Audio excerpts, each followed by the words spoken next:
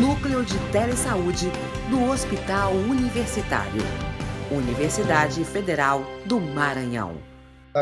Os centros de comunitários e os centros de atendimento são iniciativas do Ministério da Saúde, é muito importante que a gente saiba disso, tá? E são iniciativas completamente diferentes no que significa as suas peculiaridades. A gente vai trazer essas diferenças passo a passo, de uma forma didática, e também informando quem pode e quem não pode, tá? Então, a primeira coisa que a gente vai trazer para vocês é a necessidade da leitura das portarias para o conhecimento. Esse material, um breve relato sobre isso, já foi apresentado pelo Ministério da Saúde em uma matéria no dia 2 de junho, neste link, com o seguinte título, né?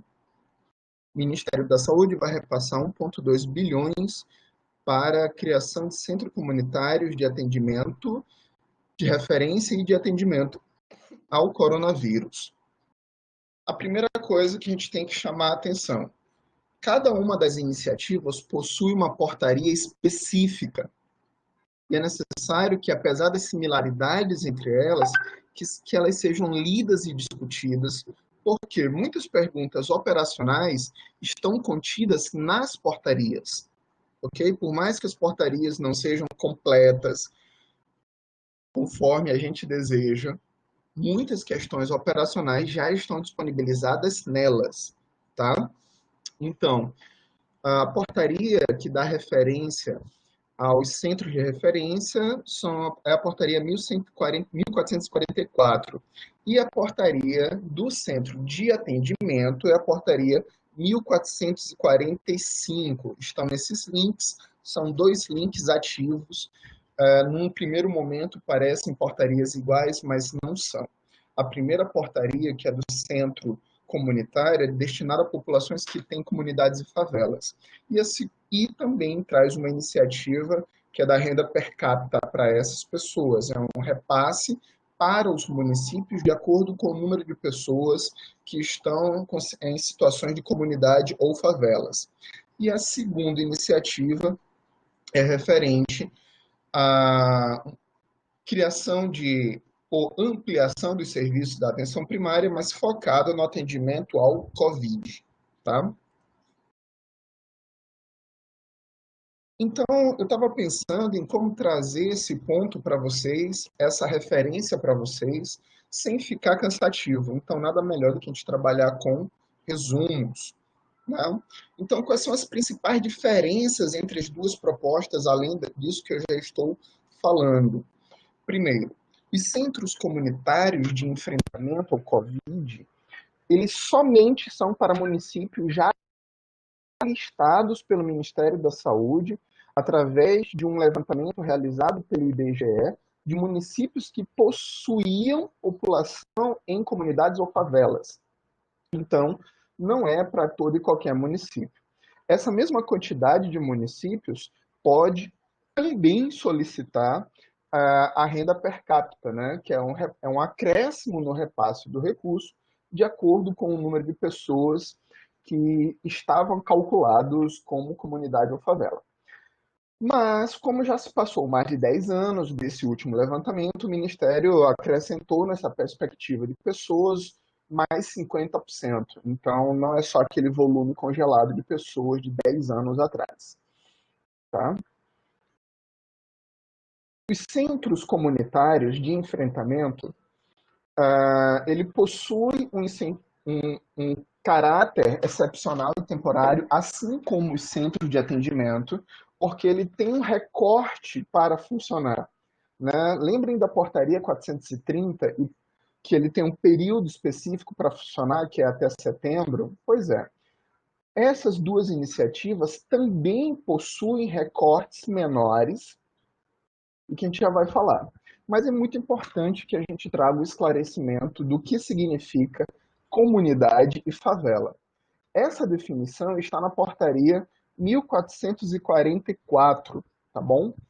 Então, comunidades ou favelas significam áreas denominadas pelo Instituto Brasileiro de Geografia e Estatística, IBGE, como aglomerados subnormal identificadas como áreas de pelo menos 51 unidades habitacionais carentes, dispostas de forma desordenada ou densa, tá bom? E são comunidades carentes, apresentando características de urbanização fora dos padrões, vias de circulação estreitas, de alinhamento irregular, de lotes de tamanho desiguais e construções não regularizadas pelos órgãos públicos e precariedade de serviços públicos. Então, essa é a definição. Ainda tem a fragilidade em relação aos serviços, né? Como acesso à água, energia elétrica e coleta de esgoto. Então, essa é a definição do IBGE para comunidades e favelas. É claro que, durante todo esse período, pode ter um crescimento exponencial dessa população. No entanto, o Ministério da Saúde ele fez uma margem de cálculo como se aquele público analisado em 2010 tivesse crescido em média 50%. Essa foi a média de cálculo que eles fizeram para o cálculo do repasse da renda per capita aos municípios. Esse repasse de valor não é por pessoa, tá? É um aumento de repasse, mas ele não é automático e também precisa de adesão mediante acesso ao e-gestor. Então, no final das contas, a gente está trabalhando com três iniciativas diferenciadas que precisam de adesão e que elas não são para todos os municípios. Somente o centro de atendimento ao Covid ele é disponível para todos os municípios. Tá? O centro comunitário e o recurso per capita é somente destinado para os municípios listados na portaria 1444. Tá? A portaria 1445 informa que os centros de atendimento são disponíveis para todos os municípios. Então, a gente já está explicando aí, dando algumas dicas para o processo de debate daqui a pouco. Tá? Os centros comunitários possuem uma tipologia específica. Existem duas tipologias. Tá?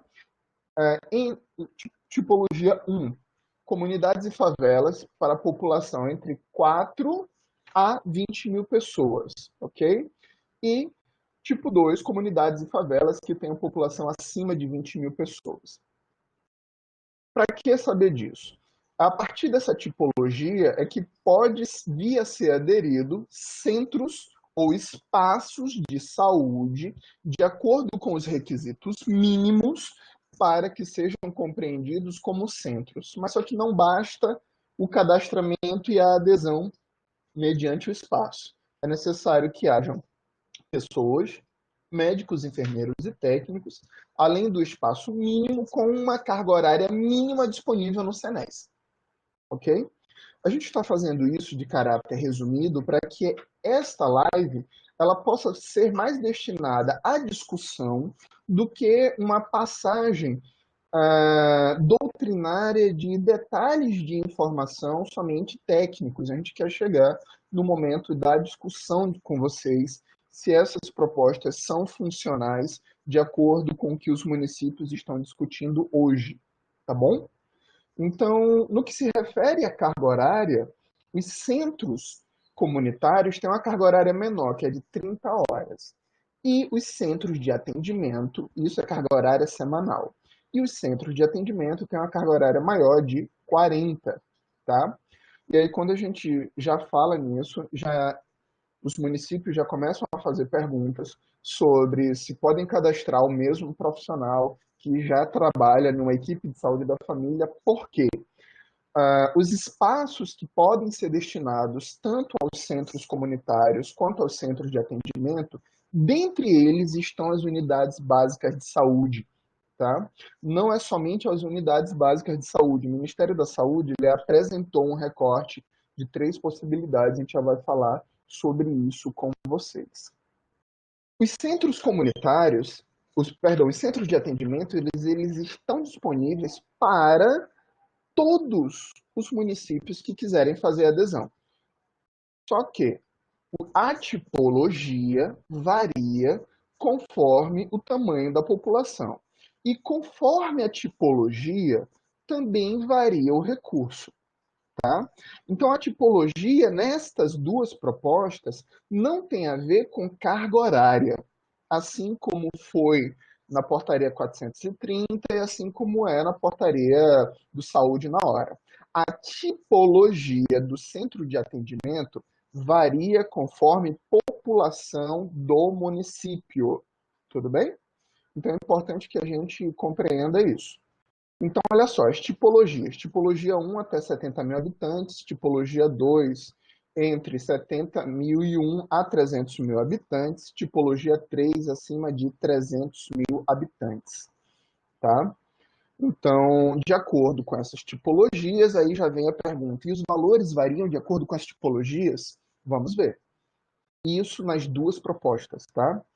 No que se refere aos centros comunitários de referência, a tipologia 1 é o repasse mensal de 60 mil reais. A tipologia 2, o repasse mensal é de 80 mil reais. Tá? Lembrando que a tipologia 1 é de acordo com a população, a mesma coisa.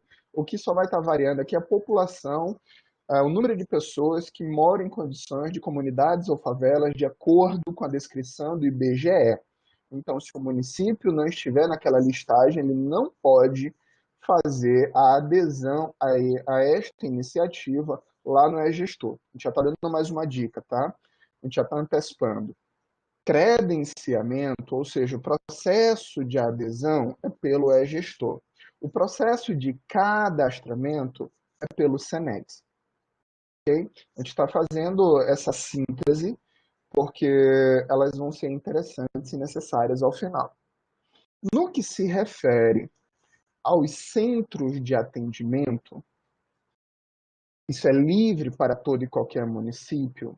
Nós temos centros de atendimento para 60 mil habitantes, para municípios com 80 mil habitantes, para municípios com 100 mil habitantes. Tudo bem? E aí tem esse quadro de síntese, tá? Esse quadro de síntese, ele é necessário para quê? Para que a gente comece a compreender e comparar essas duas propostas. Lembrando que a autoria desse quadro de síntese é do Ministério da Saúde. Tá? Ele está neste link que está disponível lá no portal da Atenção Primária à Saúde. Ok? Então, a gente vai esclarecer um pouquinho alguns desses pontos logo para adiantar. Tá? O Ministério da Saúde, com essas duas portarias, lançou a ideia de centro, mas a gente tem que desconstruir uma coisa.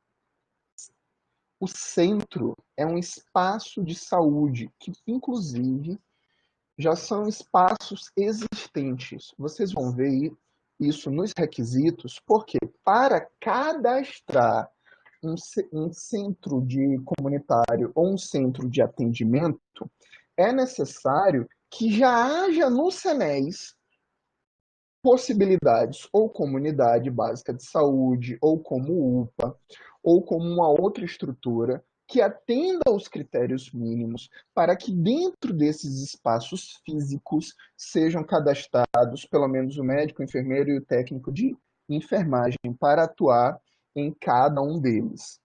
Tudo bem? A solicitação de credenciamento, o centro de atendimento é para todo o país. Já o centro comunitário, somente para quem está listado. O centro de atendimento possui 3 tipologias, o centro comunitário possui 2 tipologias. O espaço físico, ele está discriminado nas portarias, tá? O espaço físico do centro de atendimento são espaços que requer quantidade de salas, sala de acolhimento, sala de consultório, sala de isolamento e sala de coleta. Só que, para cadastramento no SENES, vai ser lançada uma documentação com essa adequação de linguagem. Por quê? A categoria de centro de atendimento não existia para o SENES né, na nomenclatura de centro de atendimento, né? Então, o CENES ele já possui uma linguagem padrão que você identifica a estrutura dos ambientes. Então, sala de isolamento não existia essa terminologia. Tudo bem? Os centros comunitários de referência, eles são compostos com pelo menos 4 salas, possibilitando o estabelecimento de uma delas para acolhimento, sala de isolamento, com pacientes sintomáticos respiratórios. O centro de atendimento, a carga horária dele é 40 horas, só que o centro comunitário aqui tem um erro nesse quadro, não é 40 horas, o centro comunitário é 30 horas, ok?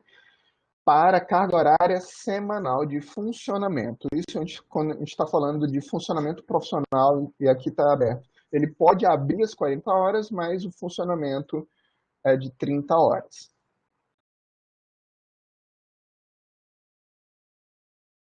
Então, quais são os requisitos específicos? A gente vai dar uma passada mais rápida, mas é interessante ter um detalhamento. O que significa requisito para as referentes portarias? Tá? O que é que pode vir a ser cadastrado como centro comunitário? No CENES, você pode utilizar as seguintes estruturas já existentes: posto de saúde, ou unidade básica, ou unidade mista. Isto é para mostrar para vocês que não existe a terminologia centro comunitário ou centro de atendimento no CENES, tá? Isso é uma questão porque é uma iniciativa nova e que o CENES ainda não foi reformulado para assimilar essa linguagem. Mostrar um centro de atendimento em uma unidade básica com um código já existente? Pode.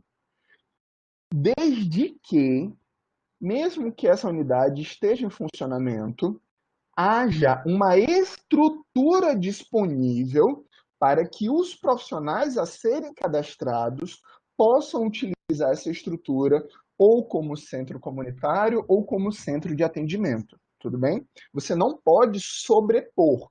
Ah, eu tenho uma unidade básica de saúde que tem uma sala, a recepção, 2 consultórios, uma sala de procedimento, uma sala de curativo, uma copa, e eu vou cadastrar um centro de atendimento ou um centro comunitário. Não é isso, porque você não tem salas disponíveis no plural. Você não pode simplesmente pegar essa unidade que não tem salas não sendo utilizadas e cadastrar um centro lá. Você só vai cadastrar essa estrutura também como centro se tiver salas disponíveis para isso. E isso vale tanto para o centro comunitário quanto o centro de atendimento. E isso foi uma fala do Ministério da Saúde na última apresentação realizada em parceria com o CONAS, tá? E a gente vai discutindo isso passo a passo. O funcionamento é de 40 horas, mas a carga horária semanal é de 30 para os centros comunitários, ok? Ainda falando sobre os centros comunitários, é necessário que os profissionais eles sejam cadastrados e não integrantes de equipes que já atuem na atenção primária. Isso está na portaria para o centro. Caso sejam integrantes, vai ter que ser cadastrada carga horária adicional, ou seja, para que eu tenha o atendimento de 30 horas do médico, do enfermeiro, do técnico, e ele já atua na atenção básica com 40 horas, é necessário que eu faça uma alteração no CENES e informe que este profissional vai ter um acréscimo na sua carga horária atuando no centro.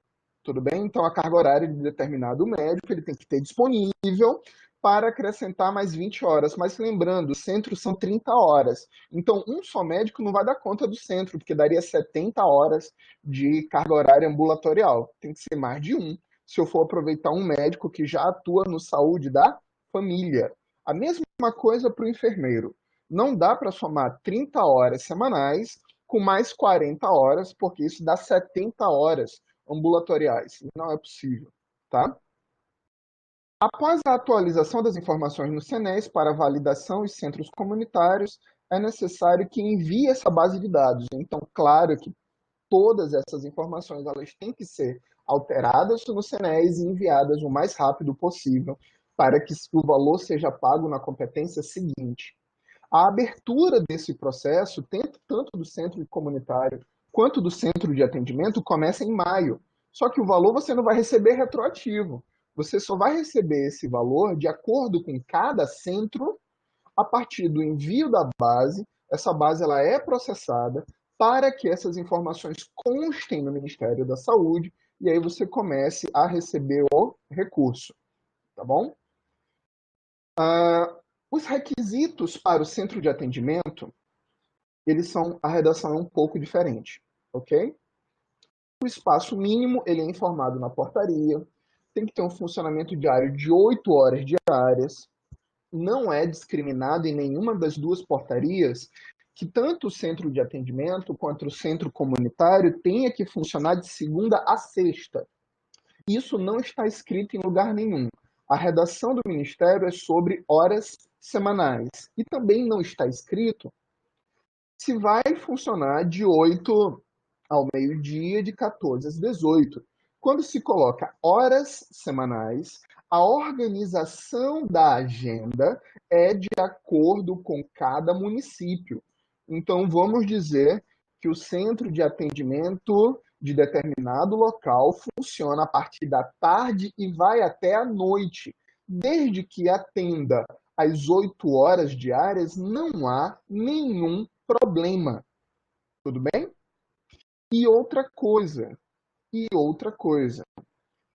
Teoricamente, a previsão de pagamento é após a base rodar, desde que o município, primeiramente, faça a inscrição no e-gestor e o cadastro daquele centro no CNES. Então, é super importante que a gente atenda esses dois requisitos. Outra questão, que a estrutura cadastrada no CNES seja coerente com a estrutura mínima apresentada nas portarias. Terceiro ponto, que os profissionais cadastrados tenham carga horária disponível. Por quê? Se não houver essa coerência de informações, não há como ter repasse de recurso, tá? Existem pelo menos duas possibilidades para você cadastrar ou os centros comunitários ou os centros de atendimento. Ou você cadastra um novo endereço e gera um CNES para ele, de acordo com as categorias disponíveis nas duas portarias, ou você utiliza uma estrutura já cadastrada no seu CNES. Então, é importante que a gente deixe claro isso. Ou você cadastra um serviço novo, ou você utiliza um serviço já existente, tá? Todas as duas possibilidades é necessário que haja o cadastro no CNES, porque senão o Ministério não terá como oficializar isso como oferta de serviço conforme as portarias. Lembrando, o credenciamento é no e-gestor e o cadastro é no CNES, como já estão discutindo aqui, eu estou também de olho nos chats, tá? A duração dessas duas propostas, né? Elas são iguais, elas vão de maio a setembro de 2020, com possibilidade de alteração, de acordo com a situação epidemiológica do coronavírus. É exatamente a mesma redação lá da portaria 430, tá? Dicas importantes e que nem sempre estão claras na redação. Nenhuma das portarias cita a necessidade de meta mínima de produção mensal, ok? Então, isso é uma grande diferença no que se refere, se a gente for pensar a comparação com o Saúde na Hora, com a portaria 430. Segundo ponto, não há menção de obrigatoriedade de envio de produção pelo sistema SUS-AB. Não há menção de obrigatoriedade, não significa que o município ele é proibido. O município que tem serviços de atenção primária, ele pode instalar o eSUS ou sistema similar que se comunique com o Ministério a partir do dicionário TRIFT, que nada mais é uma tradução do seu programa local com os filtros do Ministério da Saúde. Não há obrigatoriedade, de acordo com as portarias 1444 e 1445. Outra coisa, não há determinação que os profissionais que irão compor os centros sejam cadastrados como equipe. Isso é um detalhe muito importante. Você pode vir compor equipe ou não, porque está livre na portaria. Só tem a quantidade mínima de profissionais, mas não existe a escrita de que esses profissionais devam ser cadastrados como equipe. O que é que isso impacta? Impacta que quando você constitui esses profissionais como equipe de atenção primária, você gera um INE. O que é INE? INE é Identificação Nacional de Equipe, que é uma série numérica, onde, a partir do momento do seu cadastro, você gera um arquivo XML. Esse arquivo XML é o resumo de todos os seus dados no Ministério da Saúde, e que você baixa esse arquivo e atualiza mensalmente o eSUS. E a partir daí, você começa a digitar a produção, e a produção ela acompanha, ela identifica o profissional, o INE, a unidade básica de saúde, e a partir daí você pode utilizar todo o sistema eSUS, tá bom? Os dois centros, tanto o centro comunitário quanto o centro de atendimento, eles podem funcionar dentro das UBSs. Detalhe, não há limite de cadastro, não há limite de cadastros de centros por município. O que é isso? Desde que o município tenha disponível em sua estrutura salas em todas as suas unidades básicas de saúde, salas disponíveis, ele pode sim cadastrar até um centro por unidade básica de saúde e aí padronizar e ampliar realmente a oferta desse serviço. Tá? Só quem pode pedir o centro comunitário é quem tem um município listado pelo IBGE e apresentado na portaria 144, que é o mesmo município que também pode fazer a adesão ao repasse de renda per capita à população que está morando em situação de comunidade ou favela. Outra coisa que não está na portaria, mas que foi falada, a gente precisa trazer aqui. Um mesmo município pode ser que tenha a possibilidade de tanto ter centros comunitários quanto centros de atendimento. Ou seja, se eu tiver um município que tenha situação de favela, eu posso ter alguns centros comunitários ou mais de um centro comunitário e também ter centros de atendimento fora de região de favelas. Então, um município ele pode receber as duas iniciativas, tá? Vamos sempre lembrar que o credenciamento é no gestor e o cadastramento ele é pelo CNES, ok? Não é mencionado na portaria a publicação de portaria de homologação para os municípios que irão receber recurso. Isso não está escrito nem na portaria 1444, nem na portaria 1445. Isso é uma característica interessante, até mesmo similar com a portaria 430, né? A partir de atendimento dos critérios, o recurso ele deve ser pago no mês seguinte, ok? Na competência seguinte. Vamos fazer a correção desta informação. Item 5. Do incentivo financeiro adicional per capita para enfrentamento da emergência de saúde pública decorrente do coronavírus nas comunidades e favelas. Bom, vamos lá. Essa é uma terceira possibilidade somente destinada aos municípios já listados como população que tem comunidades ou favelas. Esse recurso ele não é automático, é necessário fazer o credenciamento também pelo gestor, tá? Então, como isso é algo bem novo, é necessário atentar para o texto do Ministério, ok? Então, lá no credenciamento, o Ministério que vai disponibilizar um formulário que está no gestor, com o identificador das equipes que atuam em comunidades em favelas. Por quê?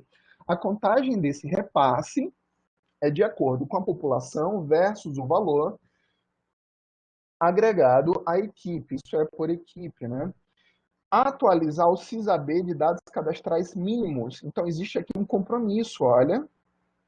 Aqui existe a menção ao ESUS, coisa que não existe nas duas anteriores, né? É necessário atualizar no CISAB dados cadastrais mínimos das pessoas que vivem nestas localidades para que sejam realizadas o rastreamento e monitoramento de casos de síndrome gripal. Olha só que coisa interessante, né? Nas duas outras iniciativas não se falava do ESUS. Já o recurso, que é o recurso per capita, ele necessita desta coerência dos dados e também já sugere aí a necessidade da continuidade das ações pelos agentes comunitários de saúde, né? São os profissionais que mais têm domínio da população, né? Quem mais conhece, quem mais se relaciona com a população. E como é que é esse valor per capita? É um incentivo financeiro federal adicional per capita a ser transferidos aos municípios em parcela única e corresponderá ao valor per capita de R$ 5,00 por pessoa, de acordo com a informação cadastral atualizada no CISAB. Então, uma coisa é saber que o seu município ele está listado, existe uma perspectiva de pessoas lá, mas o valor a ser pago vai ser de acordo com a população cadastrada nestas comunidades. Então vejam só que há necessidade que os cadastros eles sejam muito bem feitos e sejam coerentes, tá? Daí a importância daquela base cadastral ser feita com qualidade. E aí eu resgato todas as discussões que a gente vem fazendo sobre captação ponderada. Se a base cadastral não for feita com qualidade, não adianta. Por quê? As ações do poder público, baseados nos dados do ESUS, têm que ser coerentes. Caso não, agora imagine um município que tem uma fragilidade grande na sua base cadastral e não tem essa população cadastrada. Mesmo aderido, o valor a ser pago vai ser muito baixo. Outro detalhe, o valor ele é depositado em parcela única e não é repetido isso, tá? Isso não é de maio a setembro, isso é uma parcela só. É importante a gente deixar isso muito bem reforçado, muito bem claro. E o repasse, né, do cálculo da transferência do incentivo financeiro é a partir da competência junho de 2020. E aí a gente vai aqui está informado que o anexo da portaria ele é acrescido de 50% para dar expectativa do valor, tá?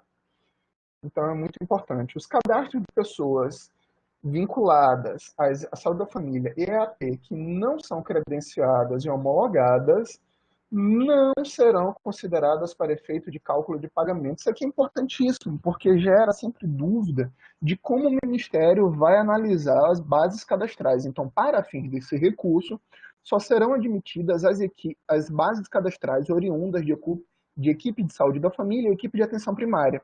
O que estão excluídas aí nesse parágrafo? As equipes EACS, equipes de agente comunitário de saúde.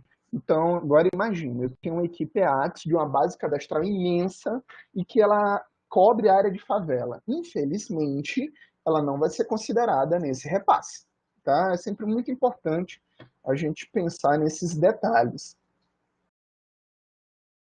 Então, reflexões.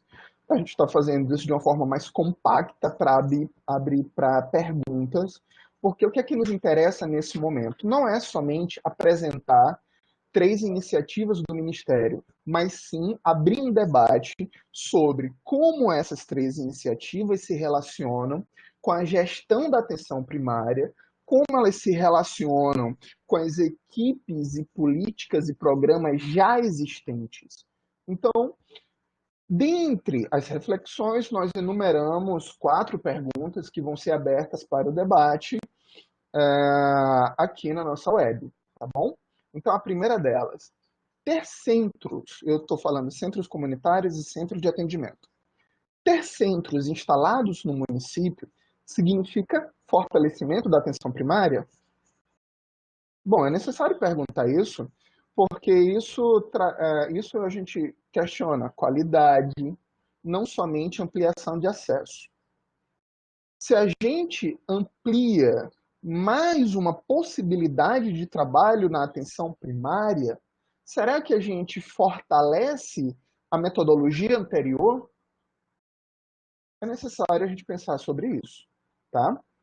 Quais são as vantagens para os municípios que já têm equipes aderidas ao Saúde na Hora ou a Portaria 430 passar para ser profissionais cadastrados também nos centros de atendimento? Por que essa pergunta? Porque na Portaria 1445, assim como na 1444, se uma unidade já estiver cadastrada na Portaria 430 ou no Saúde na Hora, ela deixa de receber o valor de Saúde na Hora ou da Portaria 430 e ela começa a receber o valor por estas portarias, tanto do centro comunitário quanto do centro de atendimento. Mas a gente tem uma mudança na lógica do processo. Por quê? Na Portaria 430 e na Portaria 430 e na Portaria do Programa de Saúde na Hora, existe a determinação de produção mínima de funcionamento para a equipe de saúde da família. Tá? Então, não é uma lógica simples da gente pensar somente aumento do repasse de recursos. Como é que isso impacta na organização do processo de trabalho? Então, dizer que eu estou ampliando o acesso, aumentando o recurso, significa melhoria no processo de trabalho, na medida em que eu desconstruo a distribuição de serviços em turnos e também desconstruo a lógica da ampliação do acesso por carga horária, inclusive períodos noturnos e finais de semana e feriados, tá? Então, é muito importante a gente pensar sobre isso. Segundo, se a oferta de centros não é igual ao número de unidades básicas de saúde, será que teremos uma oferta de serviços realmente de acordo com a necessidade do território? Vamos traduzir isso? A distribuição das unidades básicas de saúde e a lógica de trabalho das equipes de atenção primária é para aproximar o serviço da população e o seu território de moradia. A lógica da atenção primária não é somente aumentar a oferta de atendimentos e procedimentos ou por número maior de profissionais ou pelo horário estendido. Não é isso a atenção primária. A lógica da atenção primária, vamos resgatar isso, é a oferta de serviços de saúde de acordo com a proximidade geográfica entre o local de moradia e o local de atendimento. Se o meu município aderir somente uma unidade básica de saúde a um centro de atendimento e informar que toda e qualquer possibilidade de suspeita de síndrome de gripal ou de Covid seja atendida em um único local, qual é o benefício para o meu usuário, haja visto que eu vou também atender comunidades carentes que podem ter dificuldade econômica de sustentar esse deslocamento entre a sua moradia e o local de atendimento. Tá? Terceiro ponto. De que forma a abertura de mais programas e estratégias, além das equipes já conhecidas de atenção primária, que eu trago saúde da família, equipe de atenção primária, saúde bucal, NASF e equipes multiprofissionais, de que forma esta números de profissionais, ou mais uma equipe, ela pode ser compreendida como fortalecimento das equipes já existentes. De que forma? Por quê? Se eu digo que para atender uma síndrome gripal, que é tarefa das equipes de atenção primária, eu estou criando um outro centro, uma outra possibilidade, eu estou fortalecendo ou eu estou dividindo tarefas, mudando a lógica de trabalho, mudando a prioridade de gestão e de financiamento, tá? Então, alguns termos eles podem gerar confusão quando a gente fala fortalecimento da atenção primária, mas tá, sobre quais princípios, sobre qual metodologia, sobre qual argumentação. Okay?